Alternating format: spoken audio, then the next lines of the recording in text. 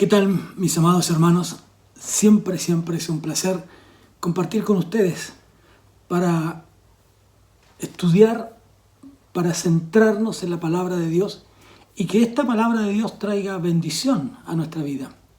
Solo la palabra de Dios trae consuelo, trae paz, trae esperanza, trae regocijo a nuestra vida. Por lo tanto, cada semana que nos reunimos para estudiar juntos la Biblia y para acercarnos a ella con todo nuestro ser y con todo nuestro corazón, lo hacemos con esa intención de que la palabra de Dios sea de mucha bendición para todos y cada uno de nosotros. Que la palabra del Señor tenga la prosperidad, la bendición de orientar, de guiar, de sostener nuestra vida en cada instante, en cada momento de lo que nosotros somos y de lo que nosotros hacemos.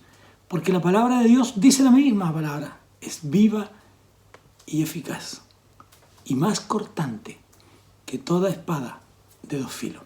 Les invito a orar para que en este día miércoles podamos entender, comprender, vivir, sentir la palabra de Dios en nuestra vida. Padre, en el nombre de Jesús, te damos a ti toda la honra y toda la gloria por lo que tú eres, por lo que tú haces, por lo que tú realizas en nuestra vida. Bendícenos en esta noche, que al estudiar tu palabra, Señor, ella produzca bendición y vida eterna en la vida de cada uno de nosotros. Que tu palabra, Señor, sea vivificante para cada uno de nosotros. Que tu palabra sea lo que todos y cada uno de nosotros necesitamos, por siempre y para siempre.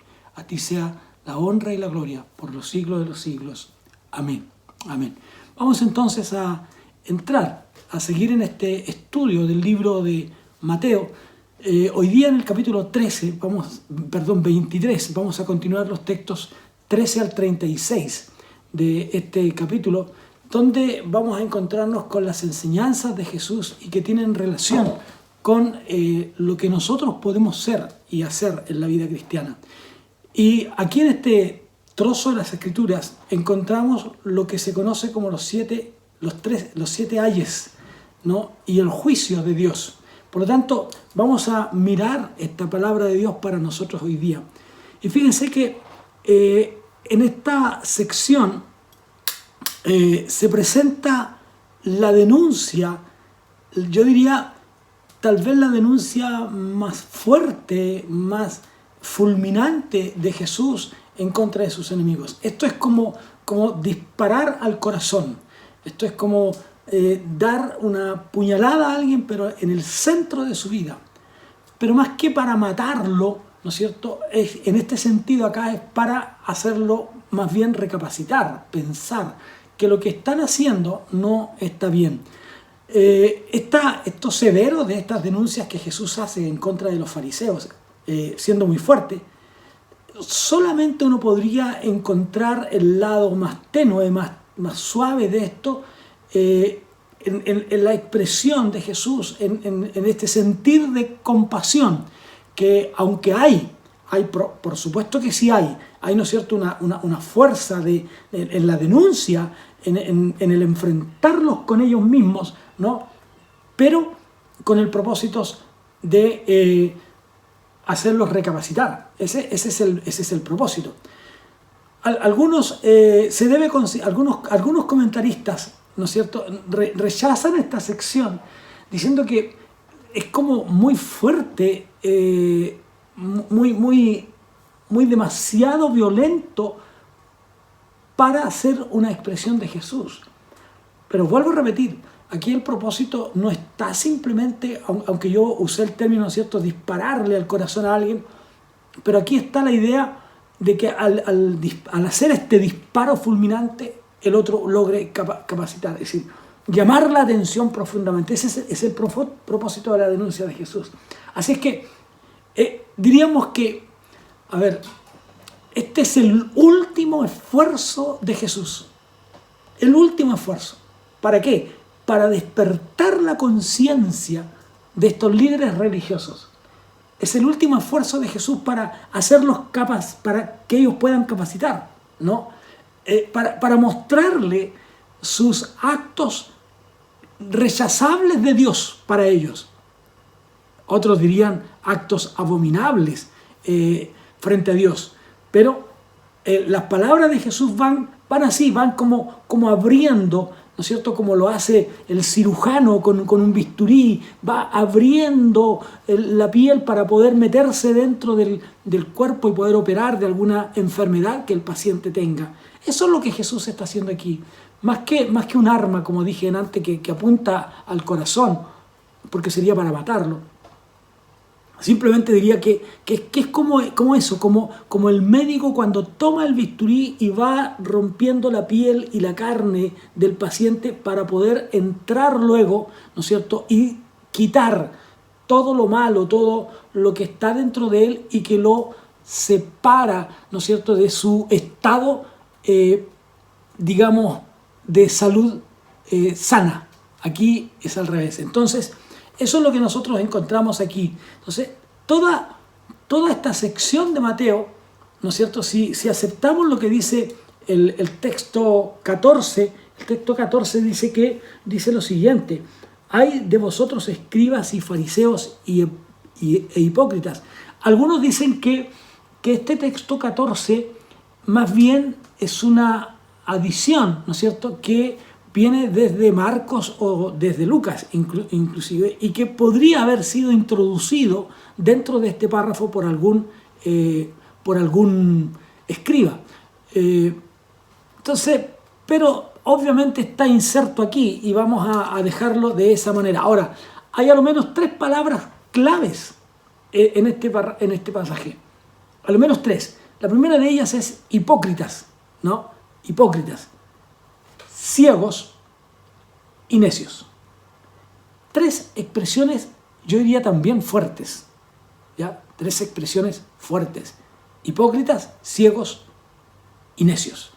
Entonces, recuerde usted, el término hipócrita, este término se refiere a aquella persona, aquel actor dramático de una serie dramática, ¿no es cierto?, que se pone una máscara con el fin de representar a otra persona. Eso es ser hipócrita. Ponerse una máscara con el propósito de representar a otra persona. Entonces, diríamos, es simplemente una representación falsa, porque no es él, no es esa persona. Él está representando a alguien, no es lo que él piensa. Cuando usted ve a un actor haciendo tal vez trampas, tratando mal a las personas, etcétera, etcétera, no es él. Él está haciendo una representación. Muchas veces ni siquiera son las cosas que él mismo cree o que él mismo piensa. Por lo tanto, eso es una representación falsa. Él no está siendo lo que es. Entonces, de esa manera, entonces, el Señor diría, así no es el reino de Dios. El reino de Dios no es falso. Así no hay falsedad. No hay pecado que Jesús pueda condenar más frecuentemente, ¿no es cierto?, que la hipocresía. Esta representación falsa, ponerse una máscara para accionar y jugar, diría alguien, ¿no es cierto?, a la religión. Así es que eso es.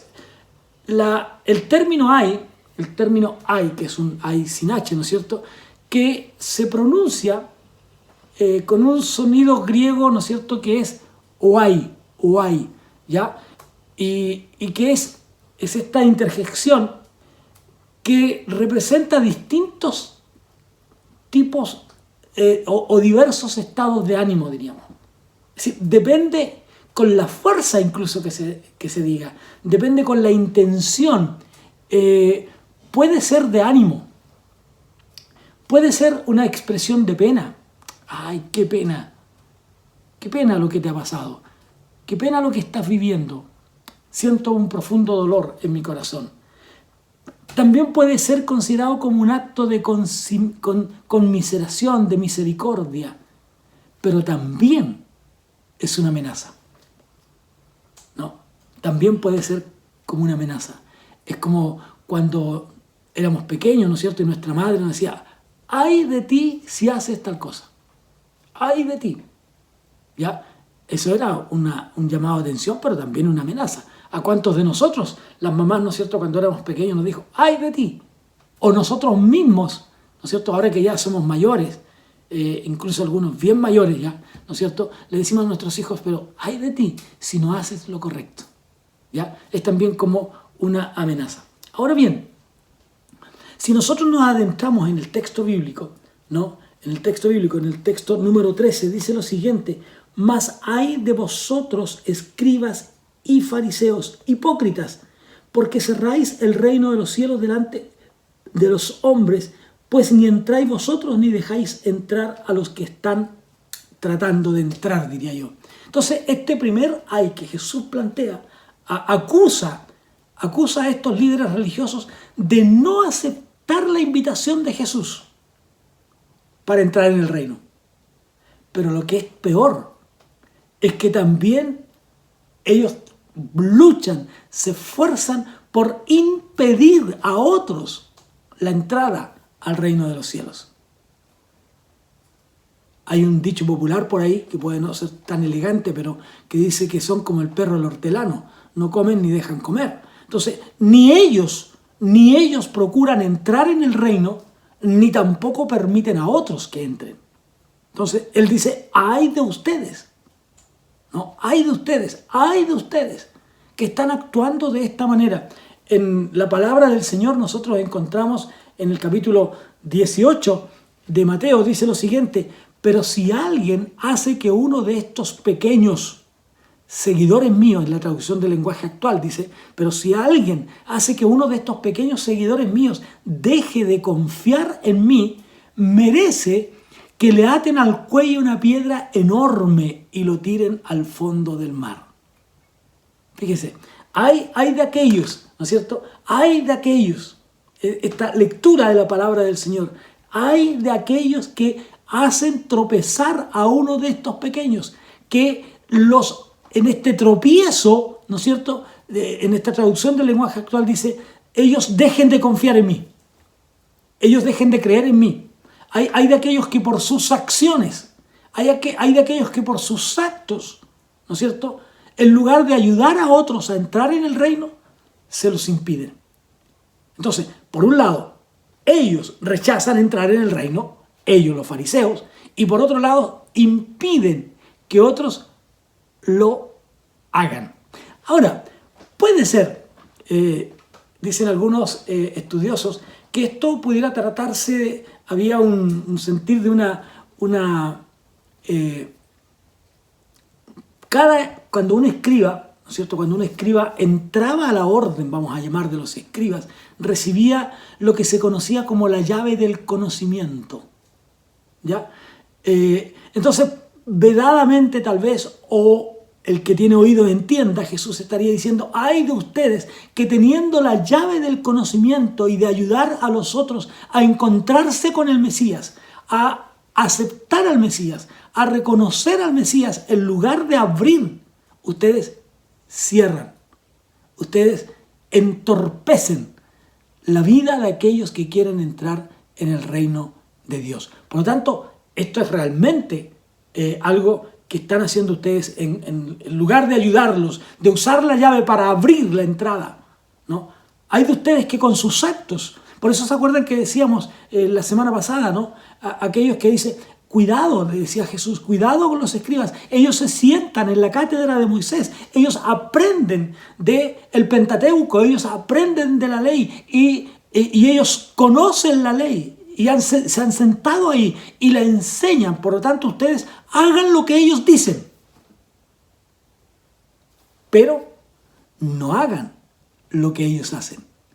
Hay ahí una gran diferencia. Entonces, este primer ay, ¿no es cierto? Es la acusación de Jesús a este accionar grave de todo líder religioso. Por eso que usted, mi hermano, por eso que yo, mi hermano, y cada uno de nosotros, ¿no es cierto?, hombres o mujeres que somos parte de la salvación, que hemos gustado de la salvación, que somos parte de una iglesia, que somos líderes de una iglesia.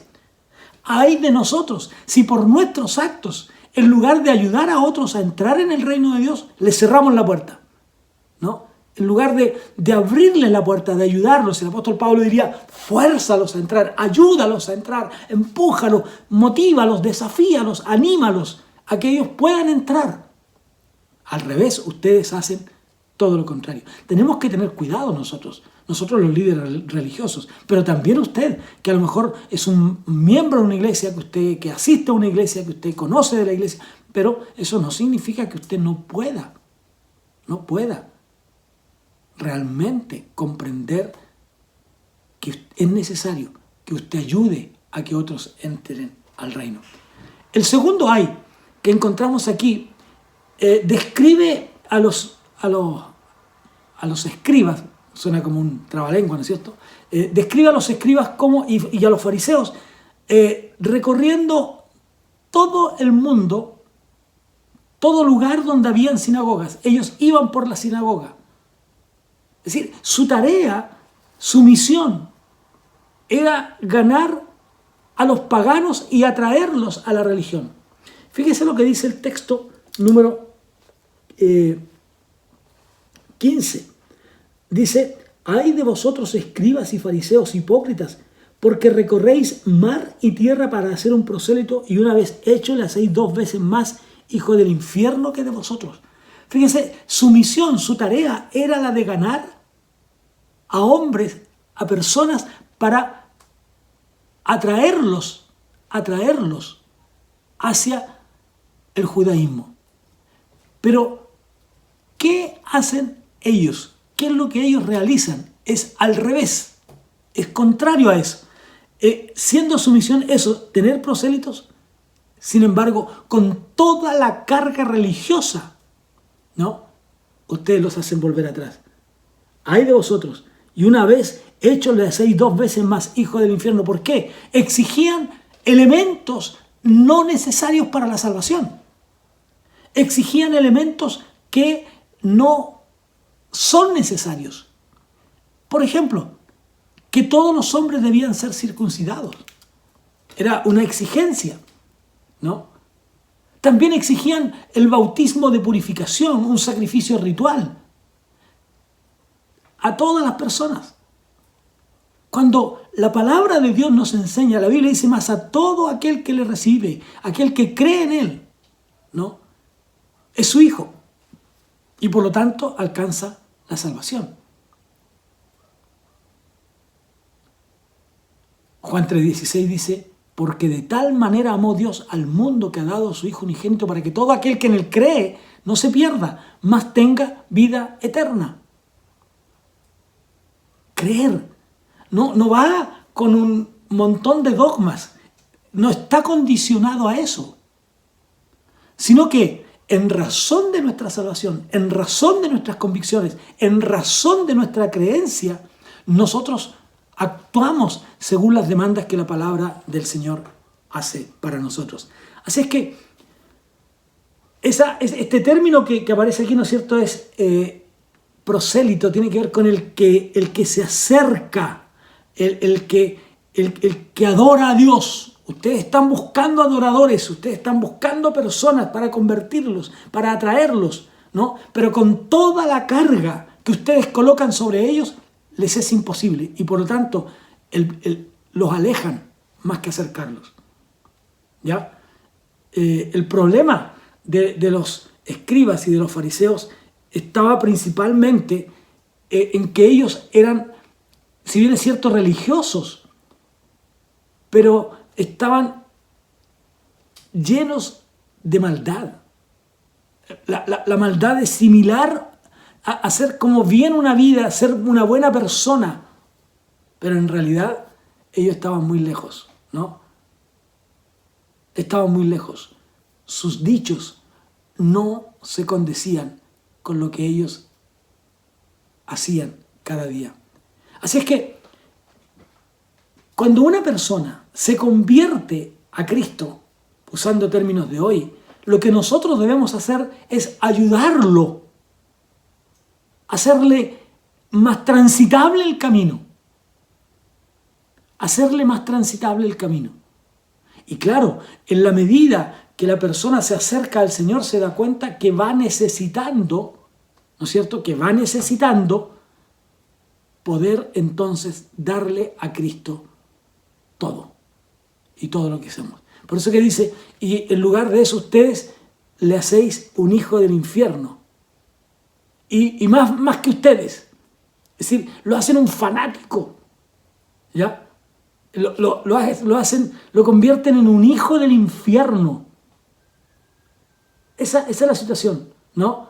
Entonces, en lugar de ser una persona que adora a Dios con conciencia, no un fanatismo, ustedes recordarán algunos actos donde la gente incluso ha llegado a quitarse la vida, a matarse masivamente en grupos grandes de religiosos en otros países, ¿no?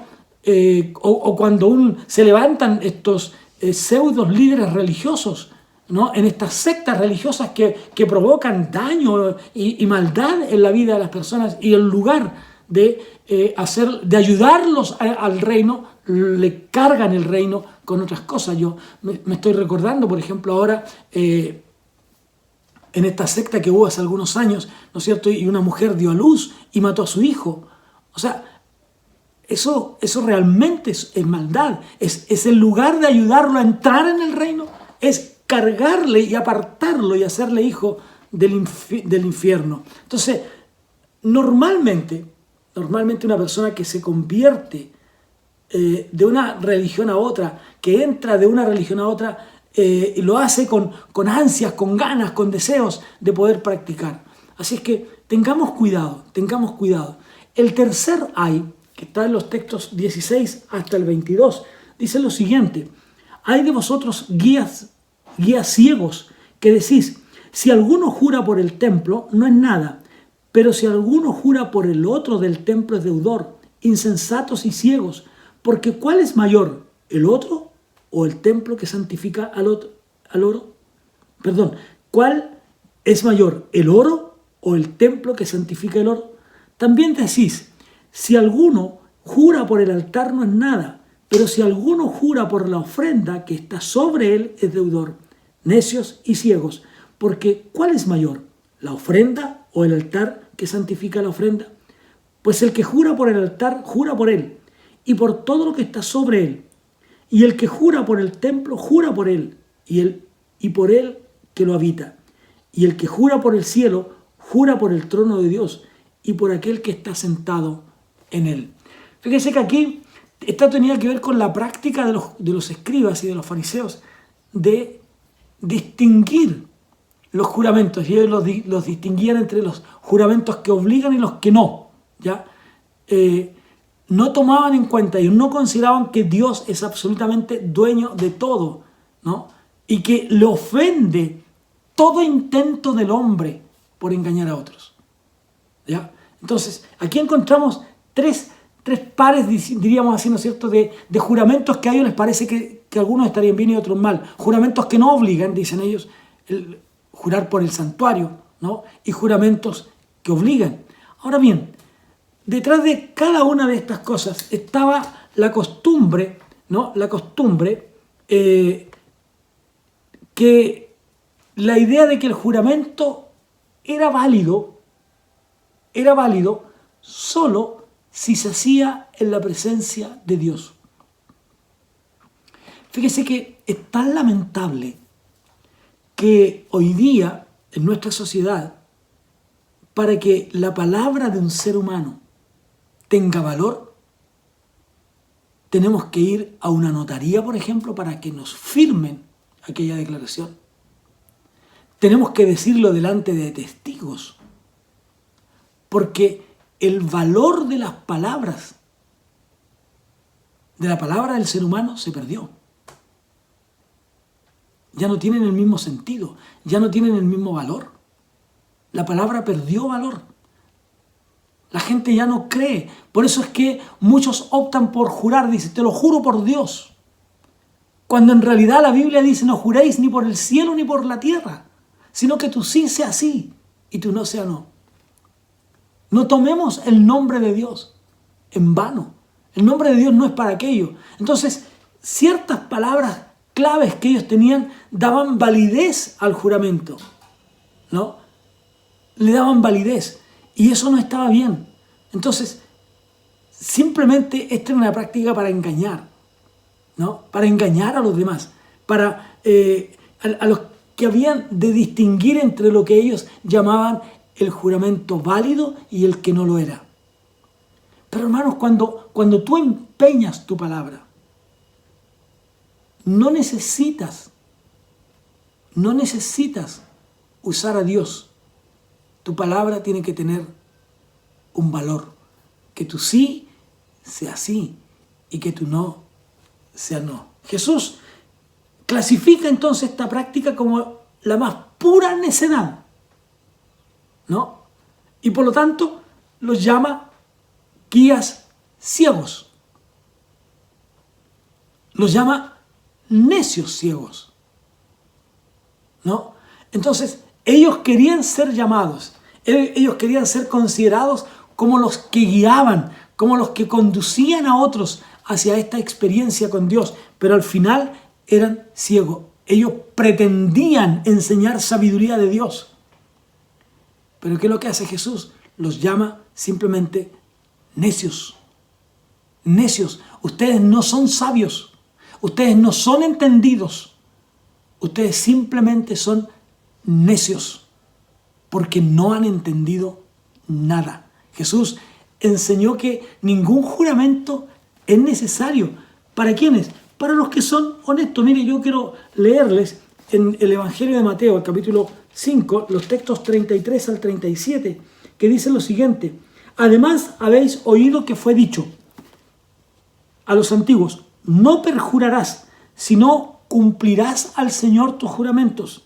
Pero yo os digo, no juréis en ninguna manera, ni por el cielo, porque es el trono de Dios, ni por la tierra, porque es el estrado de sus pies, ni por Jerusalén, porque es la ciudad del gran rey, ni por tu cabeza jurarás, porque no puedes hacer blanco o negro un solo cabello. Pero sea vuestro hablar sí, sí, no, no, porque lo que es más de esto, de mal procede. Es decir, que tu sí sea sí. No puedes jurar, dice, por tu cabeza, como a veces suelen hacer algunos, ¿no es cierto? Uno podría decir, mira que se me ponga el pelo negro. No, no puede hacer eso usted. Eso no le compete, ¿no? Entonces Jesús los llama, en lugar de llamarlos sabios cuando ellos debían ser sabios, simplemente los llama necios. Necios, porque han actuado. Ustedes no son sabios, al revés. Ustedes son necios, ¿no?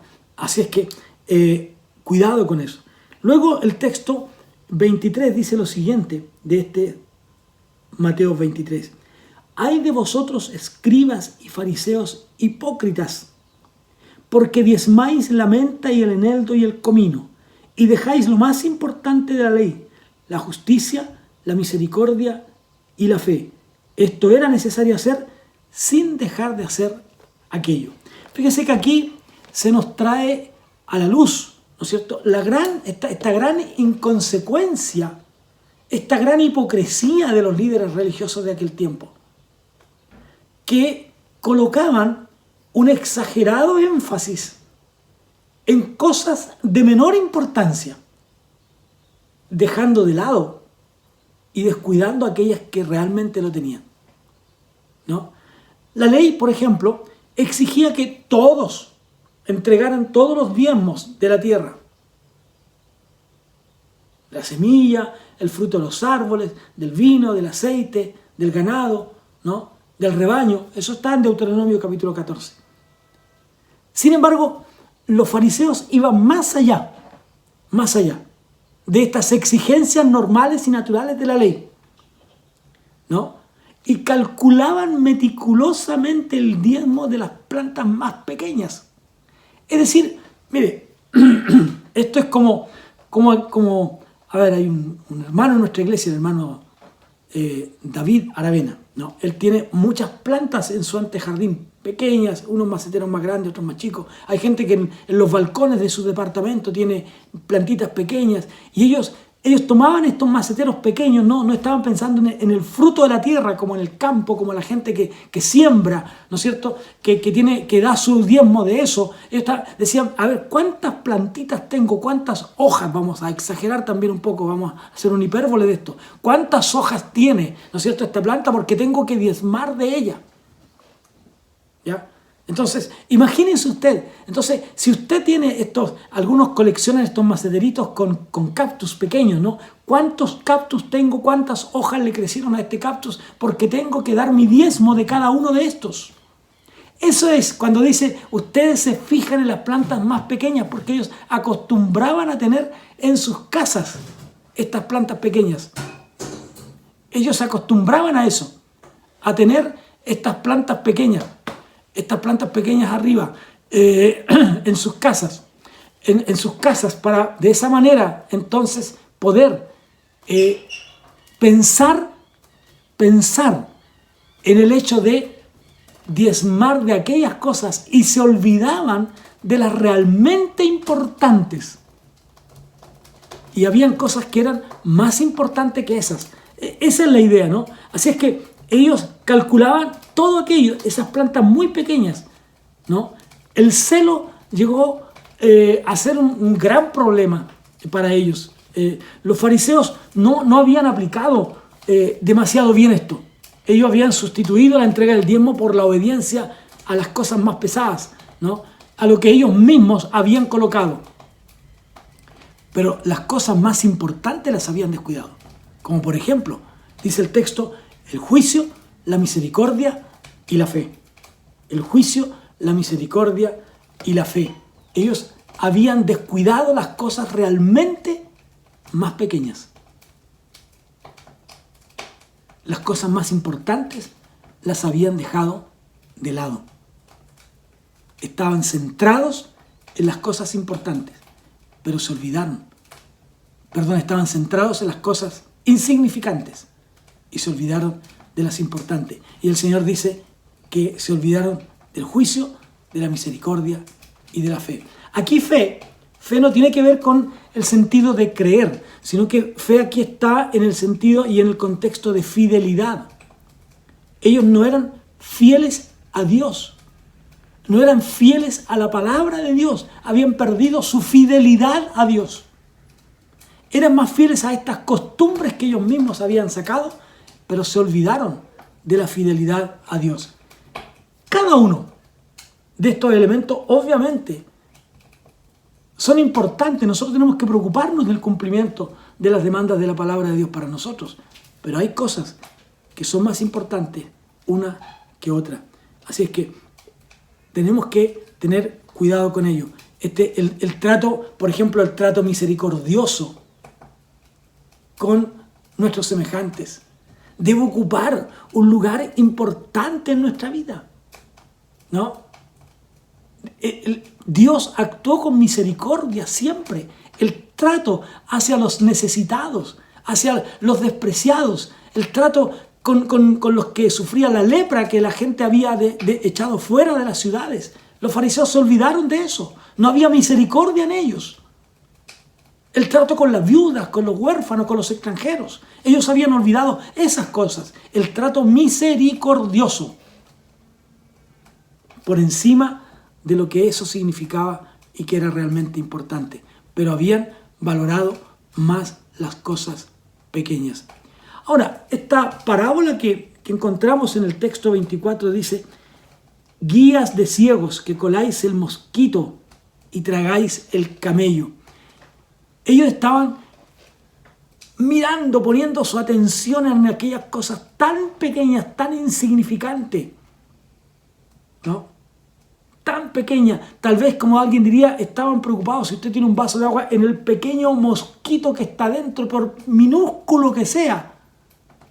Y no se dan cuenta que al beber estaban bebiéndose el camello, dice. Se están tragando el camello, el animal más pesado que ellos conocían.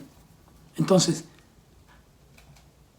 ¿qué están haciendo? Fíjense que él habla de este trío de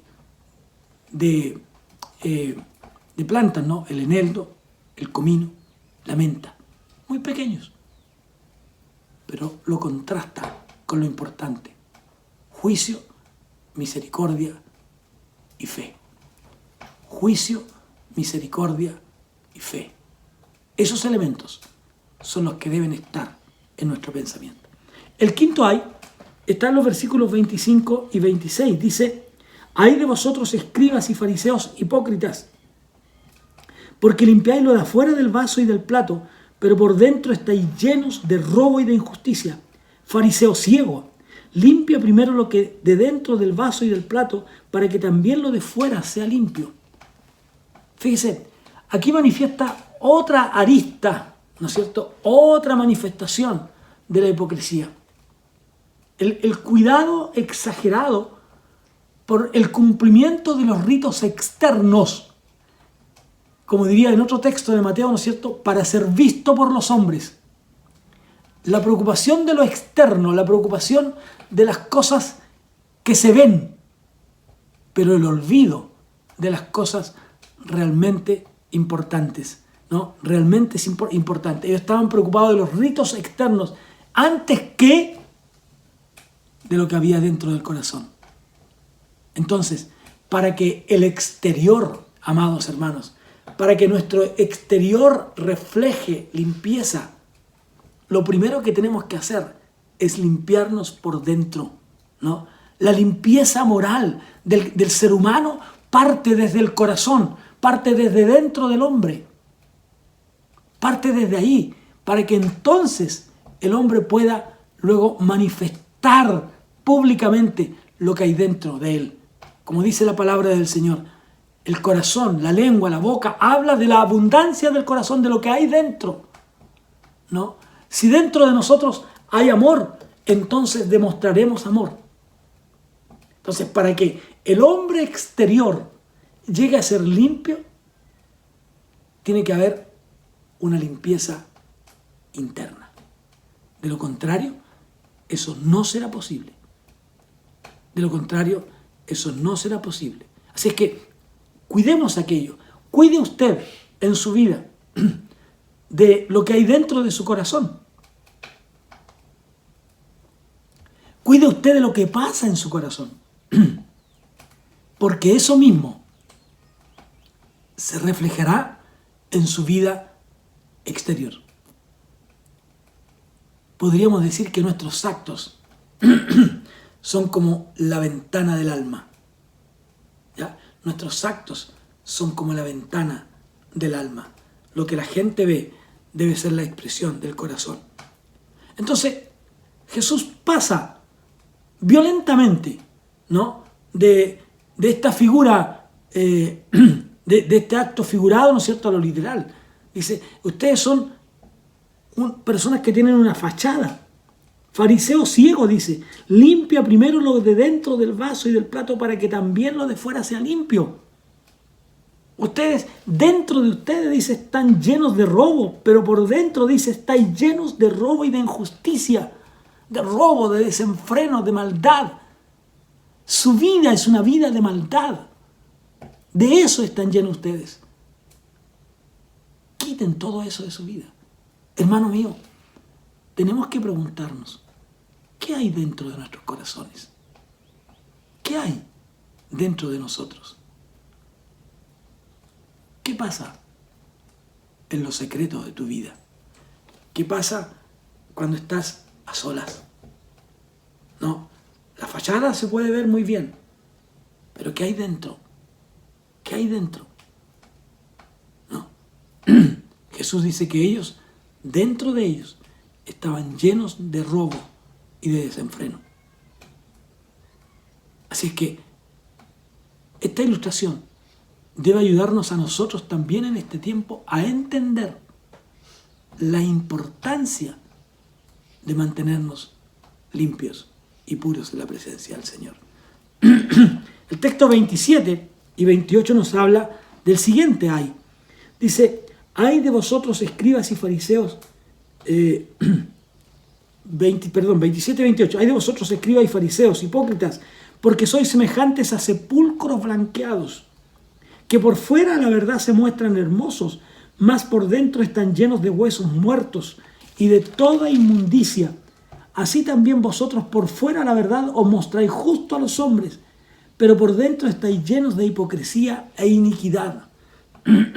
Esta figura está como cuando se hacían dos propósitos en los cementerios, ¿no? Había una costumbre natural que se hacía generalmente un mes antes de la Pascua, ¿no? Y que en Chile, por ejemplo, esta misma práctica se hace días antes de lo que es el 1 de noviembre, o el Día de Todos los Santos, como se llama también, ¿no es cierto? Que tiene que ver con hermosear el cementerio, hermosear la sepultura. Hay gente que va, que pinta, que arregla, que lleva flores, que la ornamenta, que la hace verse bien.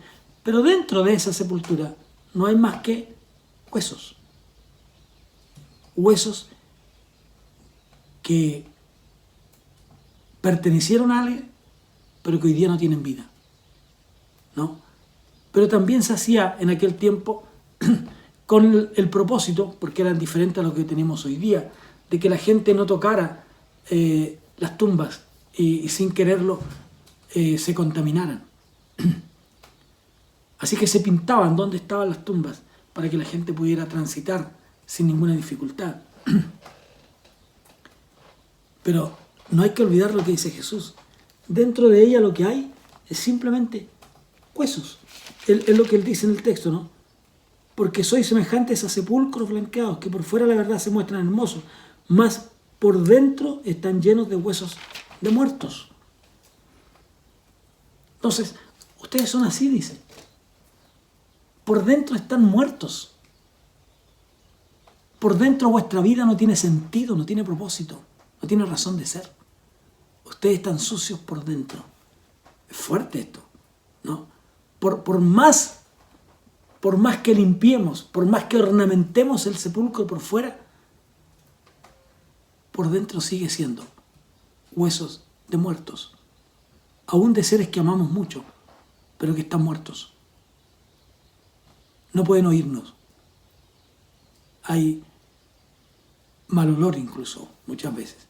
Así es que esto es lo que dice Jesús. Así son ustedes, ¿no?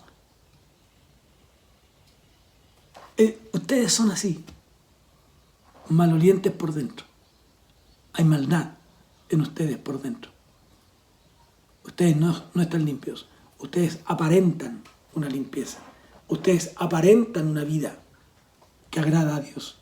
Pero en realidad son simplemente sepulcros blanqueados. Qué tremendo es eso. Y a veces así ocurre con la gente. Hay gente que tiene una apariencia de bondad, tiene apariencia de amor, de cariño, de misericordia, pero en realidad todos sus actos son malolientes. Todas sus acciones están muertas. El séptimo ay, que aparece aquí, está en los textos 29 al 36, y que dice lo siguiente: Ay de vosotros, escribas y fariseos hipócritas, porque edificáis los sepulcros de los profetas y adornáis los monumentos de los justos, y decís: si hubiésemos vivido en los días de nuestros padres, no hubiéramos sido sus cómplices en la sangre de los profetas. Así que dais testimonio contra vosotros mismos de que sois hijos de aquellos que mataron a los profetas. Vosotros también llenad la medida de vuestros padres, serpientes, generación de víboras. ¿Cómo escaparéis de la condenación del infierno?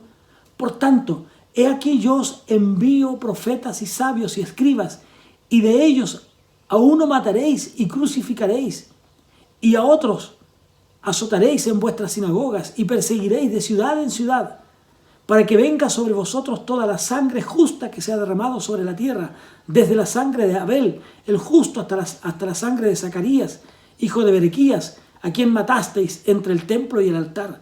De cierto os digo que todo esto vendrá sobre esta generación. Fíjese que aquí continúa con esta figura de los sepulcros. Los judíos, los fariseos, los escribas pretendían honrar a sus líderes espirituales.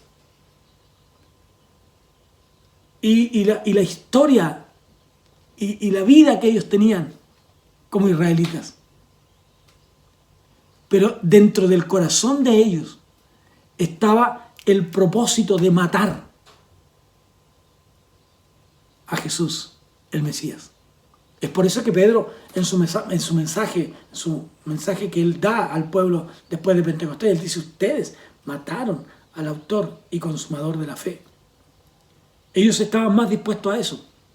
Entonces, esto revela obviamente que eran descendientes espirituales de una nación que mató a sus profetas.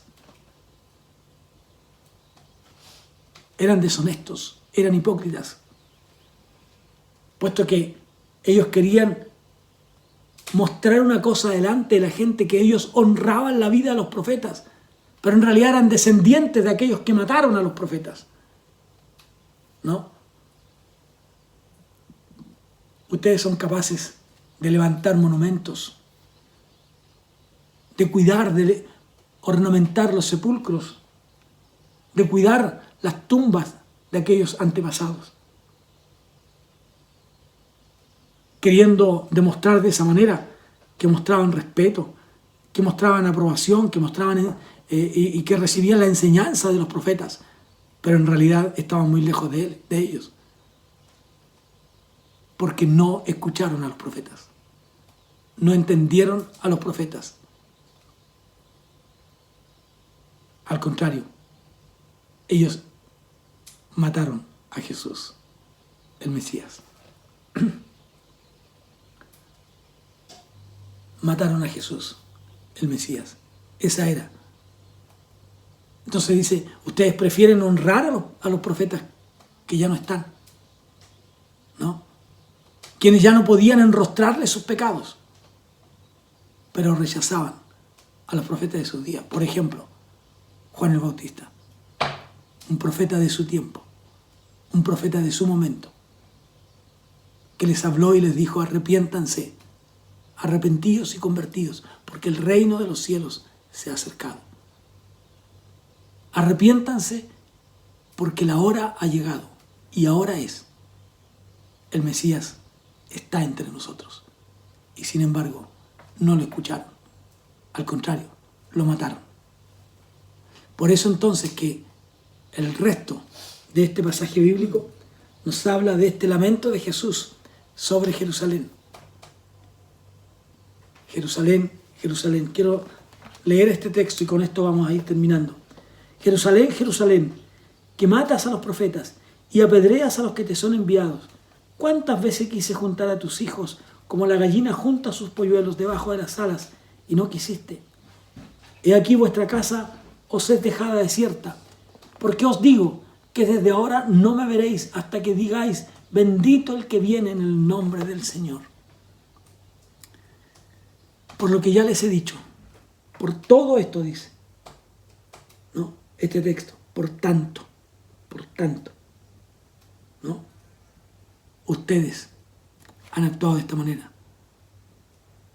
Todo esto que ustedes están haciendo, recaerá sobre esta generación. Algunos señalan que probablemente aquí hay una referencia a la destrucción del templo de Jerusalén. Por lo tanto, está allí aquello. Un comentarista dice que hay que distinguir entre el deseo divino y el propósito divino, ¿no? Su voluntad, la voluntad de Dios, siempre se cumple. Pero el deseo de Dios, a causa del libre albedrío, dice Brodas, un comentarista, no se cumple.